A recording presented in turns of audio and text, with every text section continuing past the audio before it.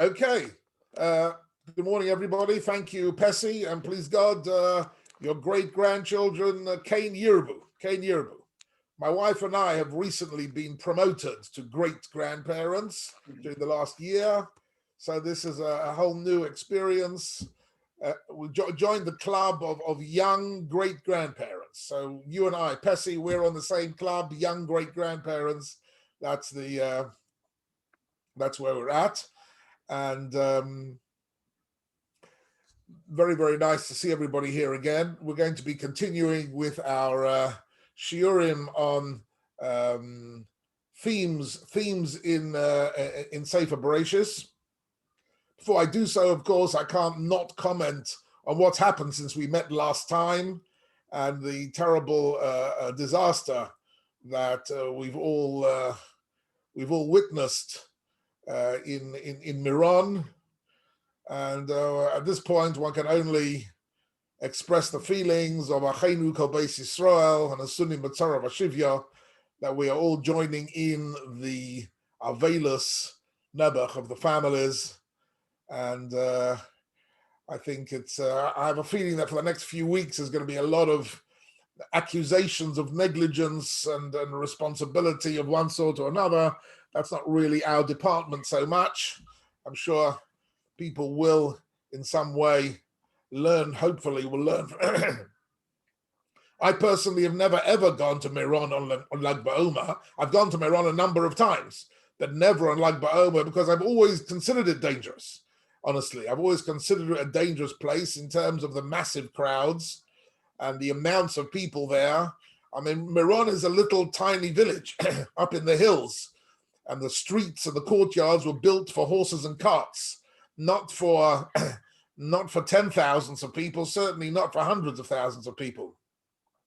So to make it usable for such large crowds needs a whole new redevelopment. Maybe now they'd be willing to do that. Maybe the government has been woken up to the fact that I think many people have known over the years. I certainly have known, and my friends have known, not to go to Miron on Lag BaOmer because of the dangers involved. There are many Hasidic groups actually who go to Tzfat to celebrate Lag BaOmer because they don't want to go to Miron because it's dangerous. In other words, it wasn't a big secret that it was dangerous. The truth is, for the last 20 years, it's been a nace that nothing disastrous has happened.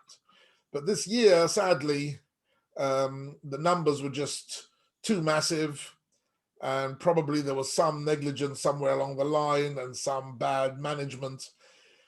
Anyhow, Hashem Yirachem Oleinu and the Zechus of Shimon Bar Yochai should help Klal Yisrael pull through this particular sadness.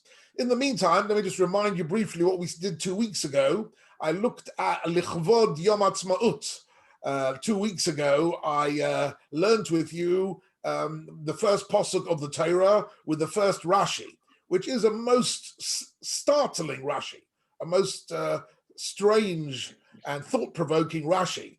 That Rashi should start off the Chumash in Bereshis and say that the main reason why the Torah tells about the creation of the world, that God created the world, was to give us the mandate to live in the land of Israel, that HaKadosh Baruch Hu owns the universe, and that he gave each part of the world to the person who he felt was most appropriate, and he gave us the land of Israel, and therefore we have a legitimate claim to the land of Israel. And that's what we discussed 2 weeks ago, that in some way, of course, Rashi, lived during the time of the Crusades, and he knew full well that the ownership of the land of Israel was in dispute, right, between the Christians and the Muslims and the Jews. This is not something new of the 20th or 21st century.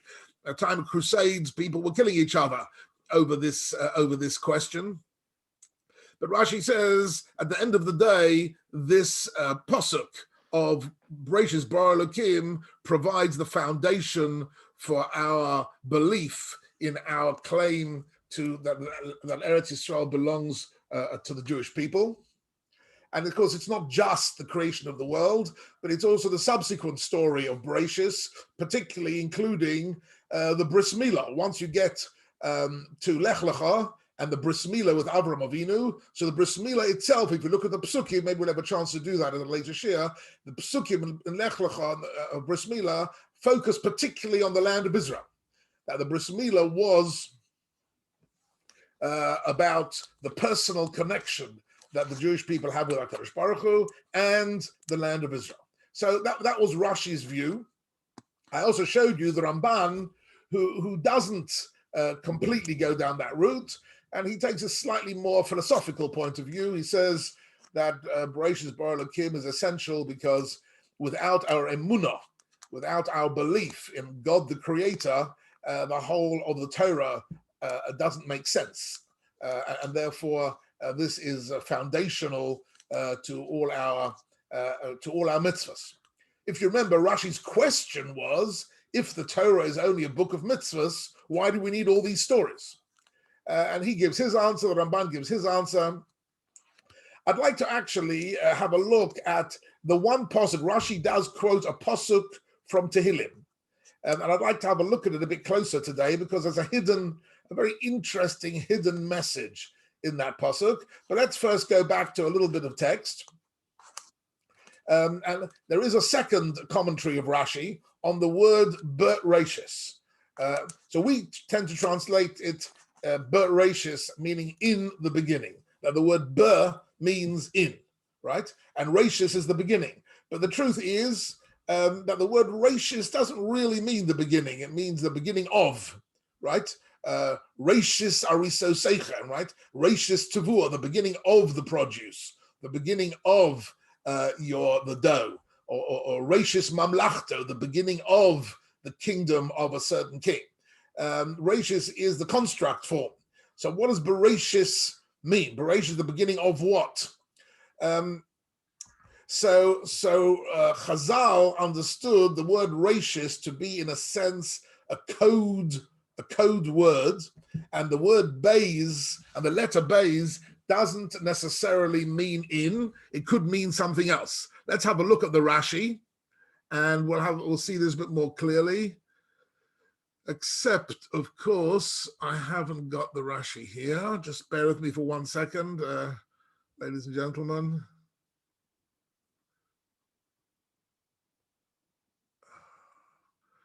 Right. Okay, let's try that again. There we go. Okay, you got a text? You see the text? Yes? Good. So the pasuk in Tehillim that Rashi quotes is this pasuk. Let's just reflect on this pasuk for 1 minute. The pasuk in Tehillim Kuf Yud Aleph, Koyach Ma'asov Higid La'amo, HaKadosh Baruch Hu Higid, he related, he told the story from the word Haggadah. HaKadosh Baruch Hu told to La'amo, to his people. What did he tell to his people? Koach Ma'asov, the power of his actions, which Rashi understands to mean the actions of bringing the world into existence. Why did HaKadosh Baruch Hu tell his people all the details of Maaseh Bereshis? He told them that Loseis lohem nachalas goyim, in order to give them a nachala, to give them an inheritance which previously had belonged to other nations. Right? The Torah makes no secret of the fact that the land of Eretz Yisrael was originally Eretz Canaan, and it belonged to the Canaanim and the Chittim and the Amorim, and that at a certain point, HaKadosh Baruch Hu gave it to the Jewish people after Matan Torah. In the book of Yehoshua, HaKadosh Baruch Hu gives the land of Israel to Klal Yisrael. Rashi says that this pasuk, this interesting pasuk in Tehillim, is for Rashi. It's the key.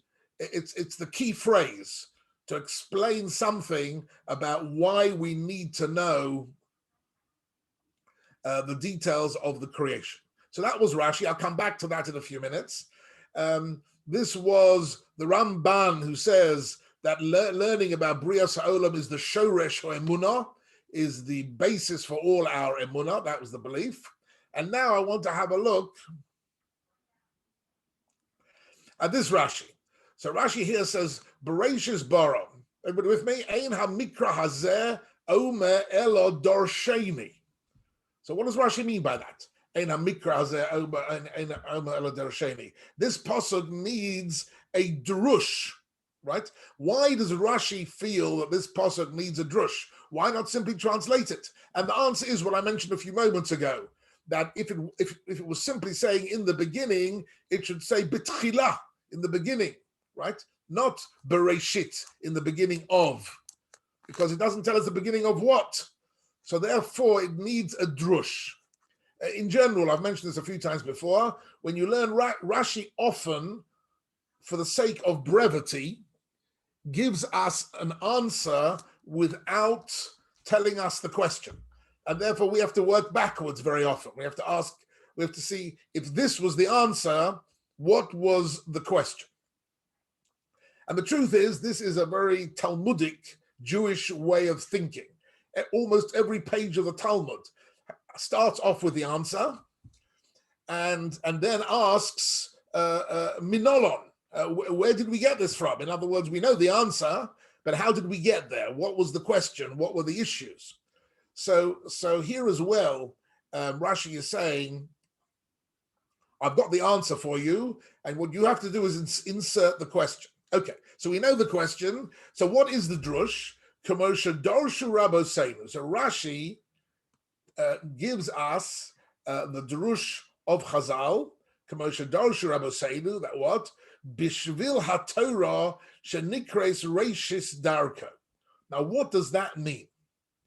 Right. So he's telling us here two things. First of all, the Torah itself. Right? The whole Torah itself is referred to in Mishlei, chapter 8, as Reshit Darko, the beginning of his derech. In other words, the beginning of God's manifestation in the world, right, was the Torah. That the existence of the Torah and the words of the Torah, Vayom Elokim Yehi Or, right? That is the opening psukim of the Torah. That is Reshis Darko, the beginning of his derech.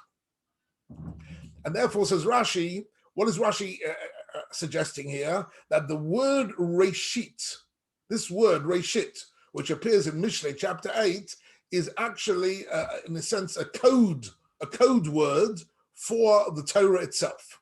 That the Torah was the Reshit.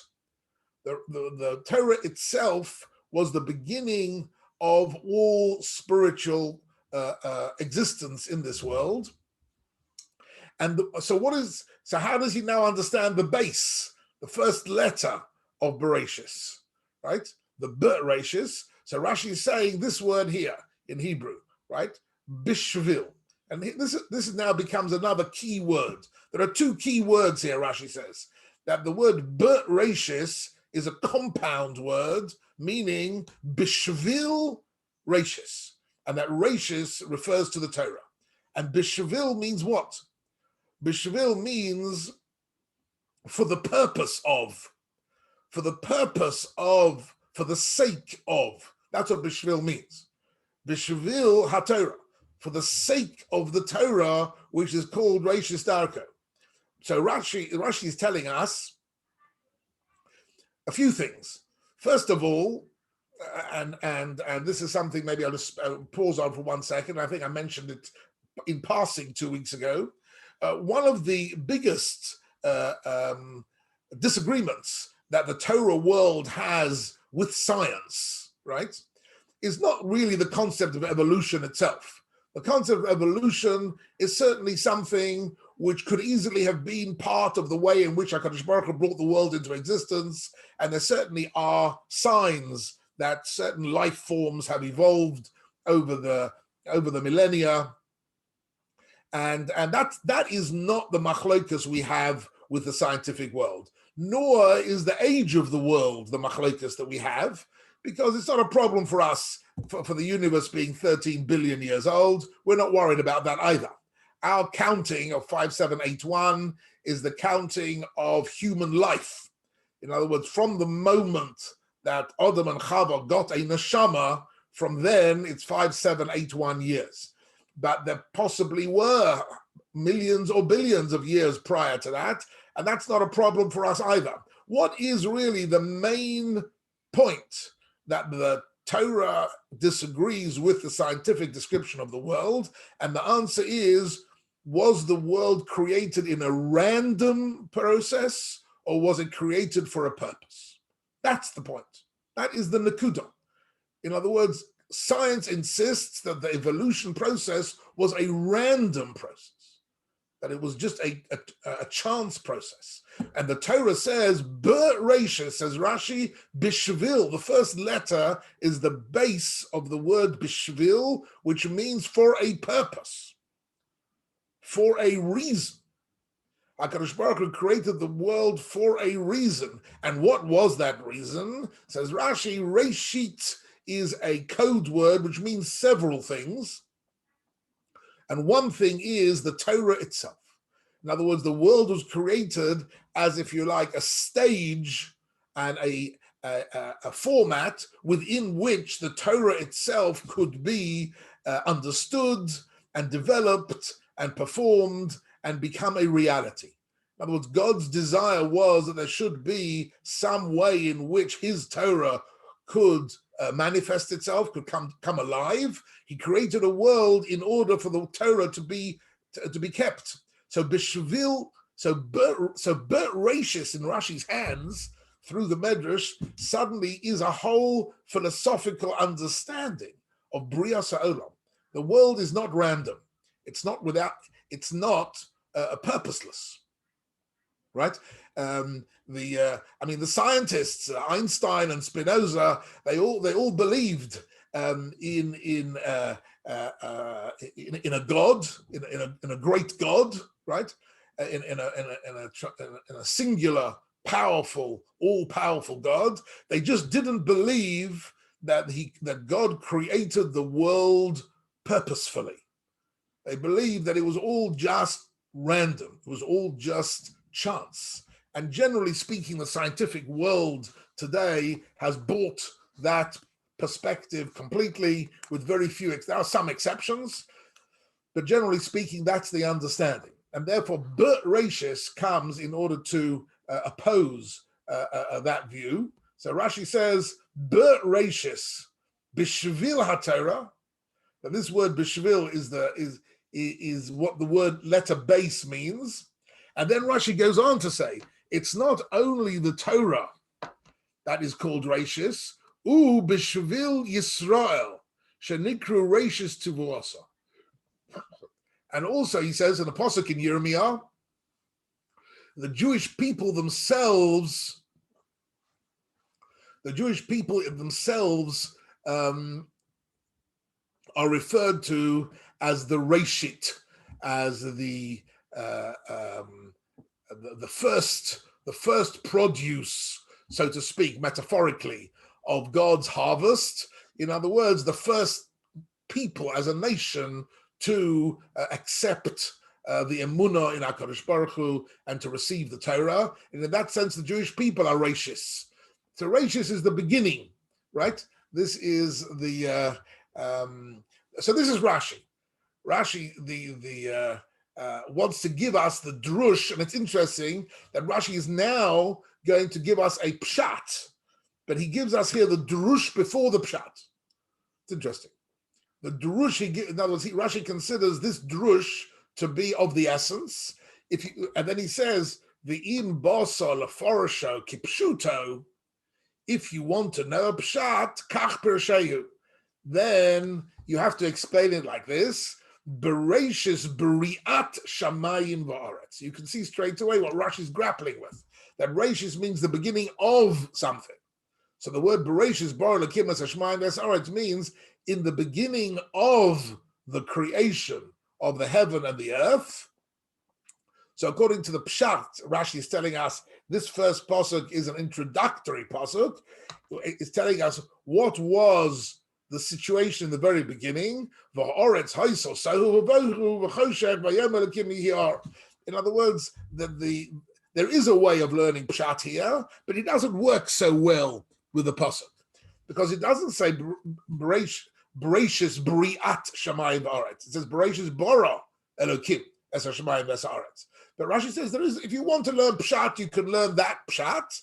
But really, says Rashi, Ein HaMikra Hazeh Omer Elo Dorsheni. A very beautiful poetic formula of Rashi, which says we've been given a pasuk, and not just any pasuk, but it's the opening, the all-important opening pasuk of the Torah, and you have to darshan it. You have to understand what does darsheni mean. Something is being said here beyond the obvious. The obvious is this is the beginning of creation. The less than obvious is that this is an allusion, a midrashic allusion to the purpose for which God created the world, for the Torah and for Klal Yisrael, that they should be a nation who've accepted the Torah. If this is true, incidentally, then the whole of creation really connects to Matan Torah. And this is really something I think in this shir I have mentioned it to you before, but I'm going to mention it again because it's connected to Shavuos. In a very short time, we're going to be celebrating Chag HaShavuos, the Matan Torah. And what's interesting is that the first Rashi of Bereshis chapter 1 says that the world was created for the Torah, and the very last Rashi on the last pasuk in Bereshis chapter 1. What is the very last pasuk in Bereshis chapter 1? Does anybody know? What is the very, very final pasuk? What are the last words of Bereshis chapter 1? The answer is we say it every Friday night. Vayichulu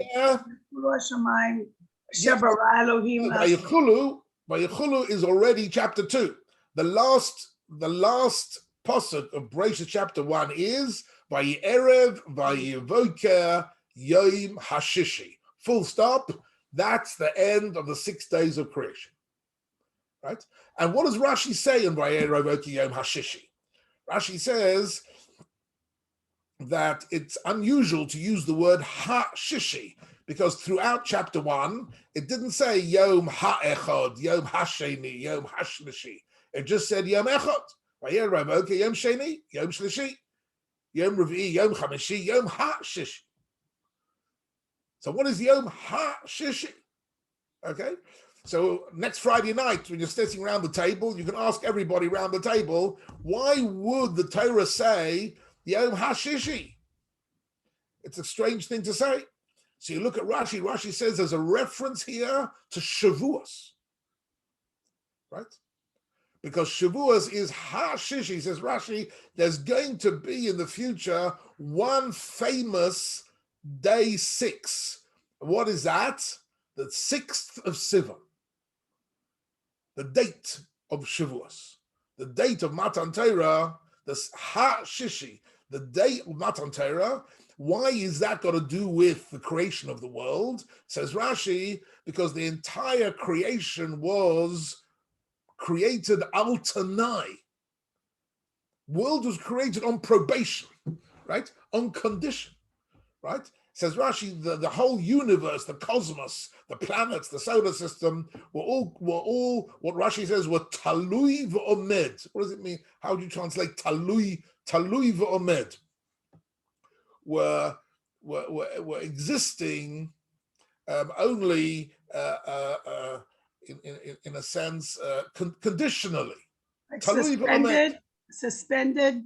Like, yeah, they were suspended. They weren't fully. In other words, their existence wasn't yet fully endorsed. They weren't yet fully existent. They were tolui v'omed. Would there be a nation at some point in the future who would accept the Torah? And only when somebody accepted the Torah, then retrospectively, the whole universe had a raison d'etre. It had a purpose, right? So here, the whole of Bereshis chapter 1, in a sense, conceptually, is included in this one word, Bereshis, Bishvil Reshis. that in order that if there will be a rashis, meaning the Torah, and a rashis, meaning Eretz Yisrael, for that purpose the world is created. And when was that purpose fulfilled?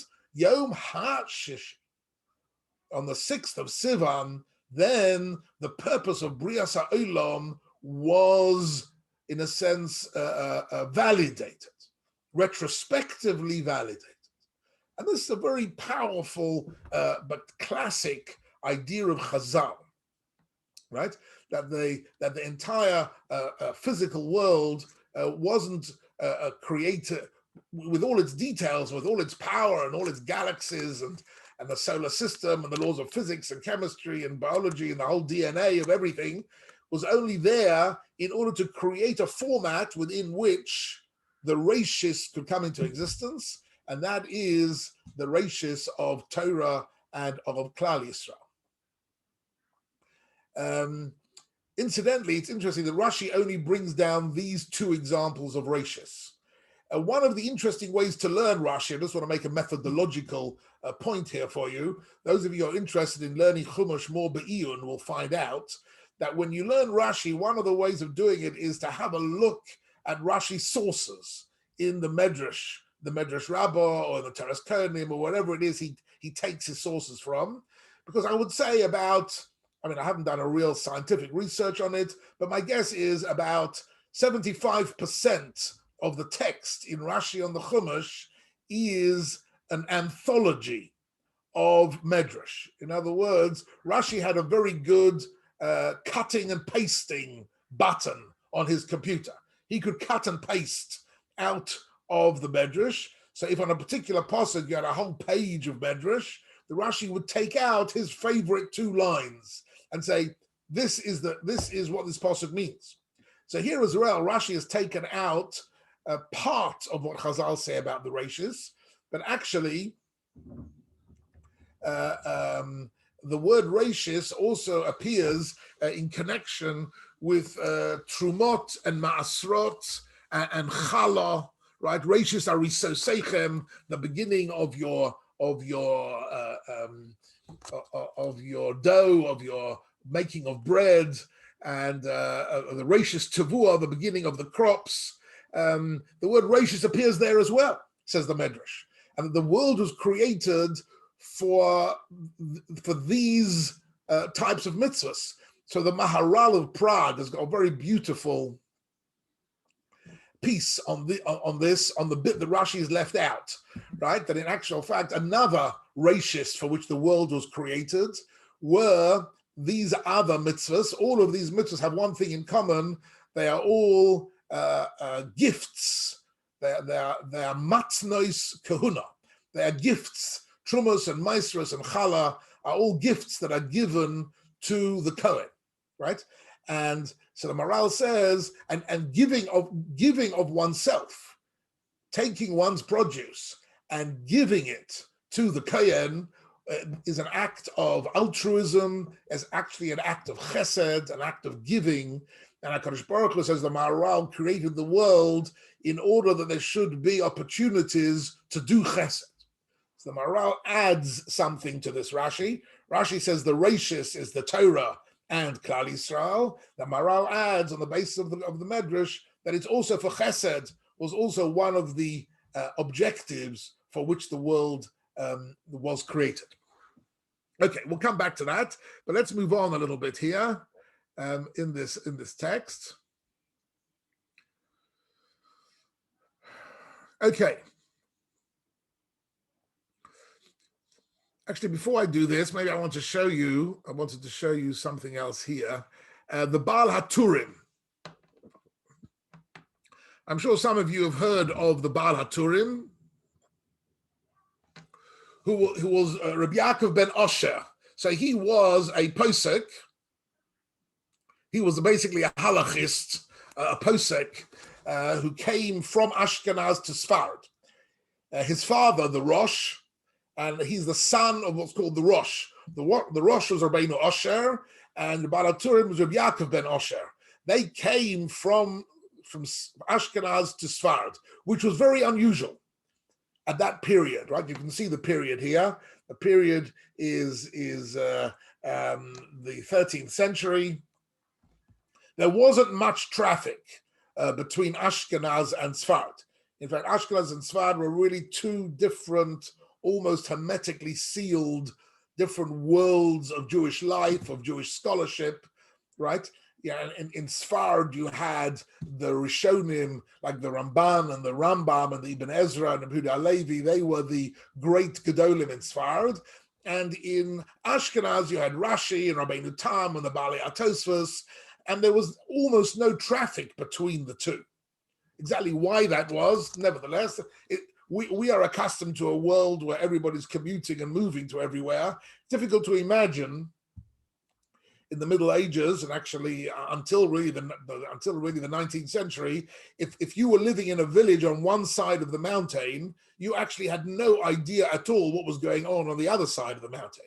You had no way to cross that mountain, and you had no traffic going from one side of the mountain to another.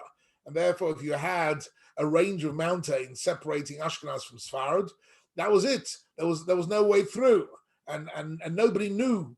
Nobody read the writings or spoke to the people, and there was no communication, nothing between Ashkenaz and Sfard. It was a very difficult for us to imagine the way in which people lived in a very hermetically sealed, cut-off environment, with very few exceptions. Anyhow, the Baal HaTurim was one of those exceptions. He came from Ashkenaz to Sfard, which was actually a clever move, because Ashkenaz was a dangerous place to be because of the Catholics and because of the Crusades and the anti-Semitism. And Spain at that point was going through a much more golden age of Spain. It was a good place for the Jewish people were prospering, and Torah was prospering. Okay, all that is just historical background, but it's interesting. What does the Baal HaTurim do? The Baal HaTurim takes very interesting ideas and he puts them in to the Pasuk in an original way.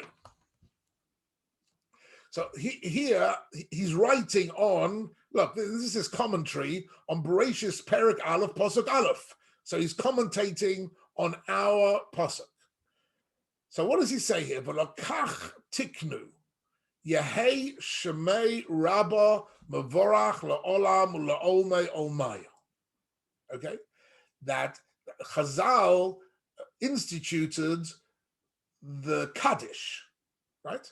Now, as I think everybody knows, the Kaddish is one of the most popular, one of the most well-known, and one of the most, if you like, emotive tefillahs that we have. It's a very unusual tefillah, and of course the tefillah itself isn't found in the Torah anywhere, and it isn't even found in the Gemara. The Gemara doesn't give us the whole text of Iskadol Iskadol Shemei Rabbah, but it does give us, the Gemara does give us this one line. Yehei Shmei Rabba Bavorach La'olam La'olmei Olmaya. That the Gemara says was a very important tefillah that Chazal instituted at the time of the Mishnah. It was instituted and became a central theme in our tefillahs. What does it mean, this pasuk? So the Baal HaTurim is about to tell you a very interesting interpretation of this particular sentence. So he says, "V'lokach," look at this. V'lokach tiknu. That's why they instituted this pasuk Lehei Shmei Rabbah. So he says as follows: look carefully at this pasuk. Sheyesh bo sheva tevos. It has in it 7 words, right? Yehei Shmei Rabbah Mavorach La'olam La'olmei Olmaya. These 7 words, right? And va'omrim also sheva pa'omim bayom. And you say it 7 times a day. Okay, why it's 7 times a day? Many people say more. What he means is at least 7 times a day. If you look in Shachris, Mincha, and Ma'ariv, at the very, very least, there are 7 kadeshim that are said during the course of these 3 tefillahs. But look what he says here. V'yesh b'posuk bereshis, right? Kaf ches osios. In the pasuk of Bereshis, there are 28 letters. V'chein b'yehei shemei Rabba. Now look what's going on here. Something you would never have imagined. The Baal HaTurim is telling us as follows. Let's have a look at this pasuk. Let's have a look at our prime pasuk here. Bereshis bara Elokim es hashamayim v'es haaretz. This pasuk, says the Baal HaTurim, was a template of a pasuk which has 7 words, Bereshis bara Elokim es hashamayim v'es haaretz, and it's also got 28 letters. Chazal wanted to, in some way, recreate that word or allude to that word in our davening. So they wrote a pasuk which doesn't appear in the Torah. Maybe we shouldn't even call it a pasuk. They wrote a sentence, Yehei Shmei Rabba Mavorach L'Olam L'Omei Olmaya, and they wrote it in such a way that it has 7 words and 28 letters, right? In order to reflect this pasuk. In order to reflect this pasuk, that when we're saying Yehei Shmei Rabba, we are in some way affirming, if you like. We are affirming our belief in God the Creator.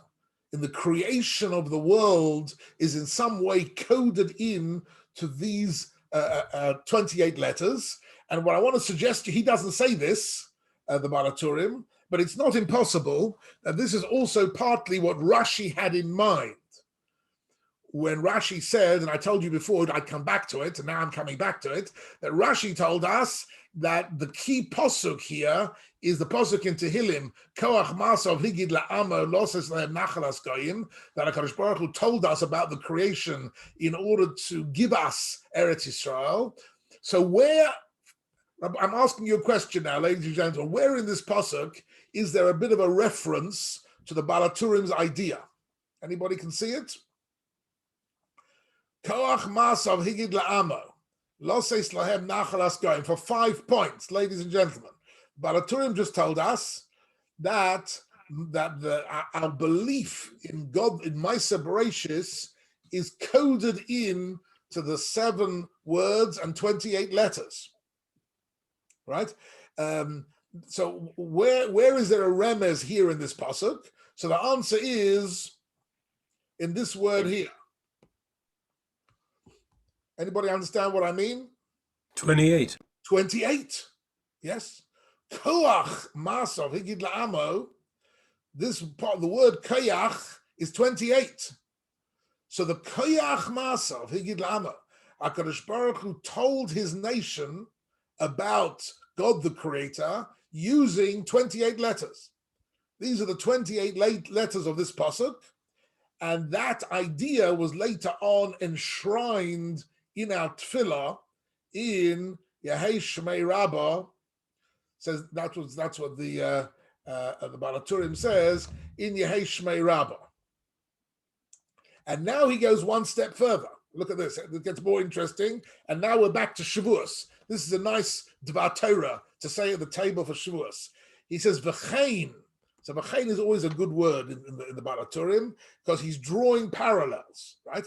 He's saying there is somewhere else in the Torah an important pasuk with 7 words and 28 letters. Where else in the Torah? So I'm sure the Baal HaTurim had a database and a search machine, and he just pressed a button and said, he asked his computer to tell him. So he said, here's the pasuk. The pasuk is, Vayedaber Elokim eis kol hadvorim ha'ele leimar.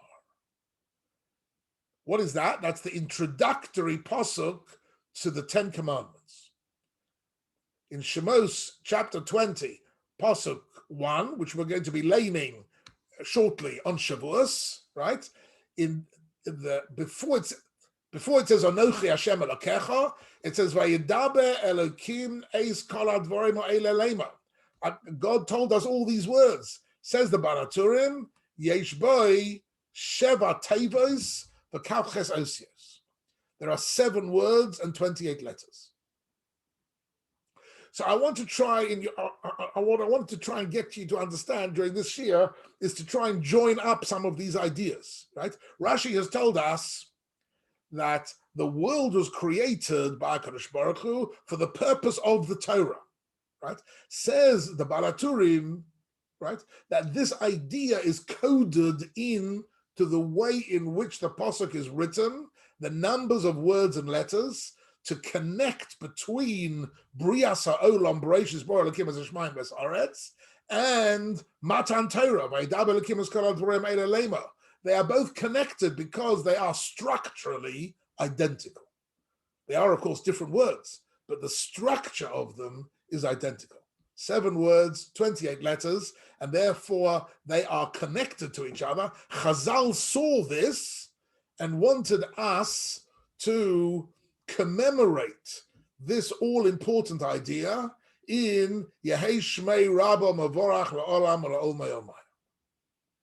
In that pasuk, we are capturing these 2 psukim, right? Because we have made ourselves, Chazal authored, Chazal wrote this all-important tefillah with this in mind. And now look what he says here. Zeu sha'amru Chazal. This is very beautiful. Zeu sha'amru Chazal. So this is a Gemara in Sota. In the Gemara in Sota of Mem Tes Amud Aleph, which says as follows, which says a very strange thing. So the Gemara there is talking about the mitzvah of saying Kaddish. Okay? As I said, even though the Gemara doesn't give us the full text of the Kaddish, that it knows about Kaddish and it speaks about the Kedusha of saying Kaddish. But look what it says here. Kol ha'one omein yehei shmei rabba b'chol kocho. Anybody who says omein yehei shmei rabba with real kavana, look at this. Nase shutaf lakadosh baruch hu b'maaseh bereshis. He is in fact a partner to HaKadosh Baruch Hu in the creation of the world. Why? According to what the Balaturim said, why? Because we are alluding to the pasuk Bereshis bara Elokim Hashemayim V'Haaretz. And says the Gemara, Uki'ilu kibel Torah b'Har Sinai. And it's as if he's received the Torah at Har Sinai. Says the Balaturim, why would the Gemara in Sota connect Maaseh Bereshis and Har Sinai with Yehei Shmei Rabba? It's a mystery. Yehei Shmei Rabba just simply says we believe in the great God. But what's the connection to Maaseh Bereshis and Matan Torah? Says the Balaturim, the secret lies in the structure of the pasuk. The 28 letters and the 7 words of these 2 psukim, they are reflected in the structure of Yehei Shmei Rabba. And there's another interesting little allusion here. It says, Amen Yehei Shmei Rabba b'chol kocho. Again, the word koach, the word koyach, which is 28, right? With all his koyach, meaning kocha means understanding the significance of the 28 letters.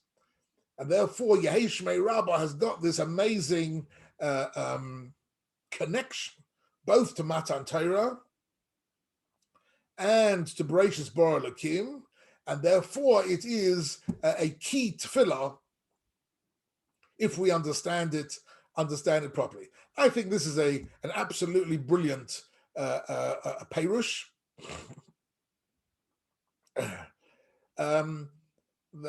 There's more to be said about this, but I don't want to say more about it now because let me ruin it. Because I think this is actually a totally masterpiece piece of what we call parshanut. It's a masterpiece of analysis of the significance of a pasuk, because it gives you a whole new dimension into the significance of these psukim, and it connects beautifully to Rashi, even though he doesn't mention Rashi anywhere. But as I said to you, if you know that Rashi says in the beginning of Bereshis that the world was created for the Torah, and if he says at the end of Bereshis that Yom HaShishi is a reference to Sinai, right? So then you can understand that there's the subtext.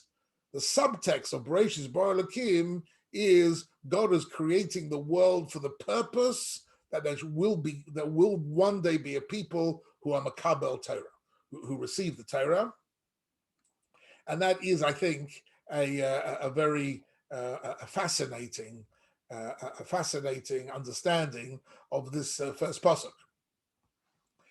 So if you want to say a nice Dvar Torah on Shavuos, this is a nice one to say, because this connects up all sorts of different aspects of the. Now the truth is, let me just stop this. There is another very interesting connection between the Kaddish that we say, Kaddish May Rabbah, and Matan Torah, right? So Matan Torah, and that is as follows. Again, this is not a shir really about the Aseres HaDibros, but just pick out one detail about the Aseres HaDibros, and that is that if you listen to the Kriyas HaTorah, we hear the whole 10 Commandments, and then after that, Klal Yisrael speak to Moshe Rabbeinu and say, Daber ato imanu v'nishma'a, v'al yedaber Elokim imanu pen nomus. At a certain point, Klal Yisrael say, we can't take any more of this.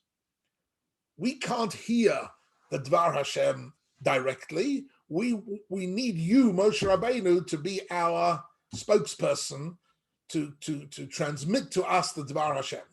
Question, at what point did Klal Yisrael say this? At what point did the Jewish people say, we can't hear this directly anymore, we have to ask you to give it over to us? After the second commandment. What do you say, Phil? I can't hear you. After the second commandment. Oh, very good. Phil has done his homework. After the second commandment. How do we know that? That's what Chazal say. Okay, there are several allusions to that. First of all, the commandment number 1 and number 2 are given in the first and second person. Onochi Hashem Elokecha. It's I and you. I and you. And Le'yeh Lecha, right? Elohim Acherim Al Ponai. It's I and you. Right? In the third commandment already, it shifts to the third person. Lo siso es shem Hashem Elokecha lashav. It doesn't say lo siso es shemi lashav. Are you following me? The grammar of the first 2 commandments is different to the grammar of all the other 8 commandments. All the other 8 commandments are given in the third person. Speaks about God in the third person, whereas in the first 2 commandments, HaKadosh Baruch Hu speaks in the first and second person. It's me and you. And therefore, Chazal understood that only the first 2 commandments were mipi hagvura. At the risk of overburdening your gematria abilities for one shia, one doesn't want to sort of give too many tons of gematrias in one shia, because some people are a little bit allergic to too many gematrias. I myself am not such a great fan of all gematrias, unless they are absolutely very exact and very on the ball. But there's one gematria, right? It's actually relatively rare for the Gemara itself in the Talmud to give us a gematria. It's relatively rare, right? Most of the gematrias are in the more midrashic and more Kabbalistic type of material, but there's one gematria which the Gemara itself gives. I don't know if anybody knows what it is, but it's the word Torah. In the pasuk Torah tziva lanu Moshe Morosha Kehilas Yaakov. Does anybody know what Chazal say about that pasuk? Torah tziva. What is the gematria of the word Torah? Any offers? 611. Moshe 611. Moshe gave us Torah is 611. Toph is 400. Reish is 200. So that's 600. And the Vav and the Hay is 11. So it's 611 mitzvahs. Says the Gemara, right? A Gemara in Sota, I think it's Daf Yudalet, says Torah tziva lanu Moshe. Moshe taught us 611 commandments. Right? Ask the Gemara, what happened to the other 2? What happened to the other 2 commandments? Says, to which the Gemara answers, the other 2 commandments, we didn't need Moshe Rabbeinu. We heard them directly. Mipi HaGevura. So Torah tziva lanu Moshe. Moshe taught us 611 commandments. But the other 2, Mipi HaGevura Shamanu, we heard them directly from HaKadosh Baruch Hu. So there's a very important difference when we hear the Aseret difference between the first two commandments, which are directly, every member of Klal Yisrael heard the Dvar Hashem, and the other 8, which Moshe Rabbeinu conveyed to Klal Yisrael at Har Sinai. Okay. So I just want to come back to what I was discussing before, that in the Kaddish, in other words, this tefillah of Kaddish was very, very carefully composed by generations of Gedolei Yisrael, already we don't even know when exactly, but probably about a couple of thousand years ago, during the time of the Mishnah and the Gemara. This was a classic tefillah. And they wanted to connect it particularly to the fundamental emunah of Klal Yisrael. We're saying the Shem Hashem should be praised. So I've shown you already that Yehei Shmei Rabbah, the 7 words and 28 letters, connects also to Bereishis Bara Elokim and to the Aseret HaDibros. But there's one other there are lots of interesting details here, but I'm just going to touch on one other, and that is that Kaddish is unique in one sense, that it's written partly in Hebrew and partly in Aramaic. We don't have any other tefillah like that. We have some tefillahs that are completely Aramaic. Yokum Porkon Min Shemaya, Brich Shemay is all Aramaic, right? Because it's lifted straight out of the Zohar. But Kaddish is, because Yiskadal v'Yiskadash is Hebrew, right? But Shemay Rabbah is already Aramaic. Are you following me? So you have Hebrew words, Aramaic words. Yehei Shmei Rabbah Mavorach L'Olam L'Olmay Olmaya is Aramaic. But pay attention. The Hebrew words in Kaddish, next time you hear Kaddish, listen carefully, right? You will find that there are, in fact, 10 Hebrew words in the Kaddish, but they're not all in one line. The first 2, Yiskadal v'Yiskadash. These are 2 Hebrew words, and in fact, they are words picked out of a pasuk in Yechezkel. V'Yiskadashti, V'Yiskadeshti. This is a pasuk in Yechezkel, Yiskadal v'Yiskadash, right? This is Lashon HaKodesh. And then there's Aramaic. The Amelech is all Aramaic. Yehei Shmei Rabbah Mavorach is all Aramaic. And then there is Yehei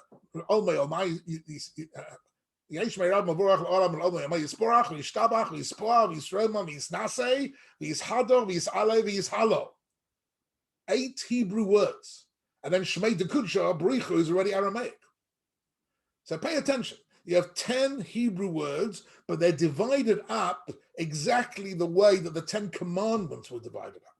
First 2 by themselves at the beginning. Those were the 2 we heard straight from HaKadosh Baruch Hu. And then the other 8 are later, right? Altogether are a reference to the 8 commandments that we heard from Moshe Rabbeinu. So you have in the structure and the language of the Kaddish, you have very beautiful references to the way in which Klal Yisrael heard the Dvar Hashem at Har Sinai, coded into the text. So this is basically what I wanted to share with you today. I wanted to share with you an idea. We all hear Kaddashim all the time we go to shul. I don't know if I ever shared this with you, but I will share it with you again now. A memory that I have of my father, Zechrono Livracha. Even if I've said it once before, it's worth saying again. And I was quite a wild kid when I was like 12, 13, 14 years old. I couldn't sit still for 1 second. And my father was a real shul goer, right? Shabbos, Mincha, Ma'ariv, 7 days a week. And he wanted me to come to shul with him. But I wasn't really actually very good at that. And I used to come late. We lived around the corner from the shul, so I often didn't get up early enough to go with my father. I used to come late. I used to leave early, go outside and play with my friends. I was actually a kid who was not easy to sit down for more than a few minutes. So I remember at a certain point, I must have been about 14, something like that, I said to my father, look, Dad, why should I go to shul today? You know, anyhow, I come late, I leave early, and I run around in and out of the shul. Why should I come to shul? There's no purpose for it. And my father said to me one line, which remained with me. So here I can remember it now. one or two years later, he said to me, "It's worth coming to shul for one Omein Yehesh May Rabbah." That's what he said to me. If you're only in shul to hear once Omein Yehesh May Rabbah and you answer Kaddish once, that's worth coming to shul. So I thought to myself, oh, I can do that. That's something that I can cope. I can cope with a single Omein Yehesh May Rabbah. And I remember after he said that to me, from then on, always when I came to shul, I was very particular to listen out for the Omein Yehesh May Rabbah and to answer it and feeling, oh, that's it. I'm in shul and I've done what is required here in shul. And I just found it was, first of all, looking back on it educationally, it was very clever of my father not to come down on me too heavily and to let me sort of run around if I wanted to. But he said, look, let's not forget what we're here for. We're here to answer Kaddish. If you want to daven, we can daven at home. But answering Kaddish is what we come to shul for, right? So it's one Omein Yehesh May Rabbah is worth coming to shul, even if you're going to come late and leave early and go out in the middle. If you've heard one, you've already done a great thing. And basically, he didn't tell me this Gemara and Sota, but the chances are he knew this Gemara and Sota, which says, answering Omein Yehesh May Rabbah, you become a shutuf with HaKadosh Baruch Hu in Maisa Bereshis and in Matan Torah. You are connecting to the two greatest moments of the way in which HaKadosh Baruch Hu manifested himself in this world, the creation and the Matan Torah. Those two great moments are both recorded in the Yehesh May Rabbah, and that is the Kaddish that we all connect with and feel strongly about. And that's what I wanted to share with you today. So it's very interesting. You've got a pasuk like Bereshis Bara Elokim. Who would have thought that has a connection to our tefillas, right? And yet, if you drill down deeply into the structure of the psukim, into the midrashim, into the Amorei Chazal, you suddenly realize there's a whole different layer of meaning and purpose in every single pasuk. So we've only really learned in the last two shiurim, we've only really learned one pasuk, that's all. Just the first pasuk in the Torah, but it contains within it infinite levels of meaning, and I hope you enjoyed learning about it. And we've still got another shiur, don't we, before Shavuos? We're meeting again next week, right? So please God, we'll go further. But I'd like to wish you all the very best. Thank you. Thank you, Rabbi Kimche. Very, very meaningful. Thank you. Pleasure. Rabbi, Pleasure to see you all. can I ask you a question? All right. Yes, you did. Thank you so much. Beautiful shiur. I just didn't get the perush about the 8 and the 2 and the Yehesh May Rabbah in Hebrew. Who says this exactly? I didn't hear. Which bit? Which bit? About the Kaddish, the two Hebrew words, and then they're split up, and then the 8. No, I didn't mention that in the name of anybody. that idea of the 2 words and the 8 words, that's not in any of the commentaries that I cited today.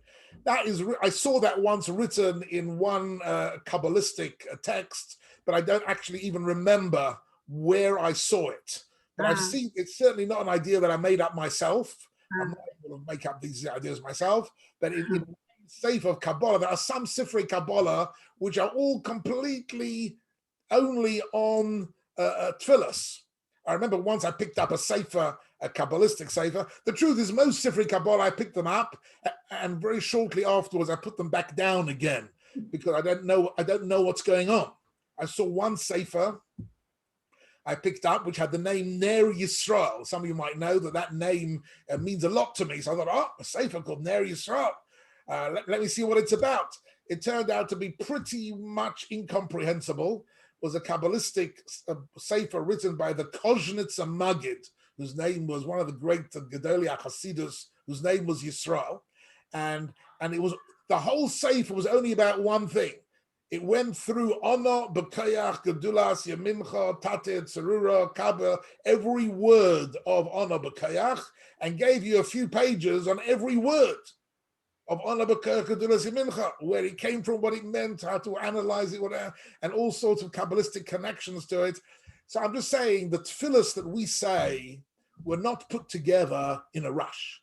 They were put together by people of immense knowledge, immense tzaddikim, immense ruchnius, and every word has got levels of meaning. And every now and again, all we can hope for is to get a glimpse of that. So I hope I shared with you today a little bit of that glimpse. That's it for today, ladies and gentlemen. Lovely to see you. All the very best. One more question.